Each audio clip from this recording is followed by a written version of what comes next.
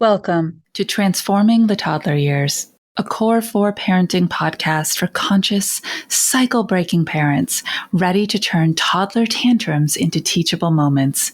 Hi, I'm Cara Tyrrell, a lifetime lover of littles, mom to 2 grown and flown girls, and an early childhood educator. Through the show, I teach you my collaborative parenting methodology for nurturing your little human's mind, body, and spirit.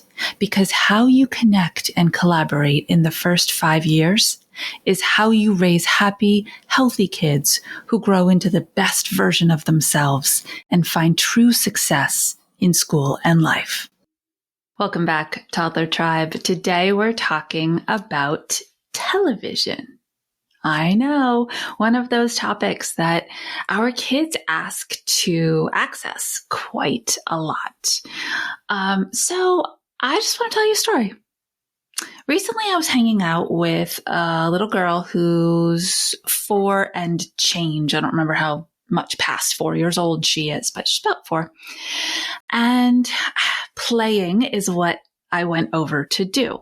We'd sit on the floor, we had our books, I brought a puzzle, and she went and grabbed the remote and looked at me and said, I'm going to turn on the TV. She didn't even use a question. Can I watch TV? She just declaratively said, I'm going to turn on the TV. And in those moments, I always sit inside myself for a moment before I allow any words to come out of my mouth. Why? Well, what do we typically want to say to that? No. And that's really one of the words that I have a big rule about for myself. And when I coach and when I teach, there's like a few really big guidelines around the way we use language that I promote. And one of them is there's always a way to avoid saying no. The thing is, it comes out of our mouth so fast. And the meaning behind it, if you are a conscious collaborative parent or you are somebody who's involved in these little ones' life, like a grandparent, not an uncle, the meaning behind it is we don't need to watch TV. We're here together to play. But when we just say no, especially with an elevated tone or any type of punctuation in our voice, kids interpret it very differently, right? We can't give them the benefit of that doubt yet to say, oh, I bet that they just really want to engage with me and have special time. So that's why they're saying, we're not turning on the TV right now. That's not at all how they interpret it. But what I just said is what we can say instead of, I'm turning on the TV from a toddler coming at us and us saying no. We can say our truth. We are not turning on the TV right now. Right now, I would like to play with you. When I spend time with you, I want us to have fun together. It's time for playing. It's not time for TV watching. So that's what I said. Right? Ooh, so proud of myself sitting inside that moment, crafting my words. I avoided the big N-O. Guess what she said back? Oh, I love 4-year-olds because they really can find all the trigger buttons, even if they're kind of hidden or tucked behind things. She says to me, I'm bored. I want to watch TV. Whew.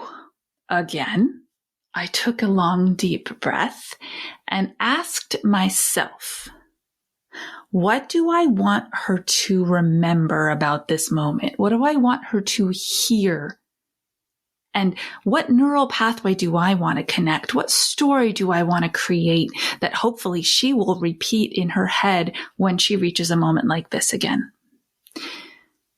And so I said, when we feel bored, it doesn't actually mean we want to watch TV. It's fun to watch TV sometimes, right? It entertains us. It's not because we're bored. I have no idea how much of this landed for her, but it was important to me to say it out loud. Very important to me, because I wanted her to hear it. Now, if I had to say it again on another day, she'd hear it again and again, right? I want her to believe that the response to her perceived boredom, which, by the way, she wasn't actually bored, right? She's using this word incorrectly. She's attaching whatever she's feeling to the word bored because she's heard and seen other people do it. I have a whole episode on that. We'll throw that in the show notes for you so you can listen to that one. But even though she's using it incorrectly, in that moment, that's what she believes. This feeling that I'm having means that I want to turn on that box. I want her to believe something different. That when she's having that feeling, that maybe she looks for a different activity. That the thing that she's doing isn't engaging enough. So that was the next thing I said. I wonder if it's this book. I wonder if we read a different book or try the puzzle. And sure enough, we did that puzzle at least 5 times. And by the end, she had full ownership. No, I don't need your help. She said, I can do this all by myself. Watch me do this all by myself. So by the end of that intentional time together, led by my ability to thankfully thwart my triggers and use words that guided her to an interactive space, the outcome was a sense of achievement. Look at me. I can do this all by myself. Isn't that powerful? The power you have with your words is way beyond what you even know. And here's the hardest part. And I really want to start our new initiative here. I really want to start this year by calling a spade a spade. The scripts that you have in your subconscious that just come out of your mouth without you giving any thought to them are so deeply ingrained, it will be hard to sidestep them in the beginning. It will. I'm not, and never have I been here to tell you anything but the truth, right? I'm a truth teller. This journey is challenging, but you could do it because you care. You really do. So, if you are ready for that, if you're ready to recognize the conditional words that play in your subconscious as a result of your childhood and what you heard and the environment you grew up in, that's the first step. The other thing I'm really good about is never setting you up for too big an expectation out of the gate. We teach each other how to do these small, bite-size, woohoo, I did it all by myself, because we need that too. So step 1, after you finish listening to this episode, is to spend the next few days listening to yourself. That's it. Listen to the words that are coming out of your mouth. Do not judge the words coming out of your mouth. Have you seen that thing going around the internet? We listen and we do not judge. It's pretty cool, actually. It's one of my favorite trends I've ever seen. Very healthy one. I want you to listen to the words coming out of your mouth without judging. That's step 1. And then I want you to listen for patterns. Listen for things that are coming out repeatedly. That's step 2.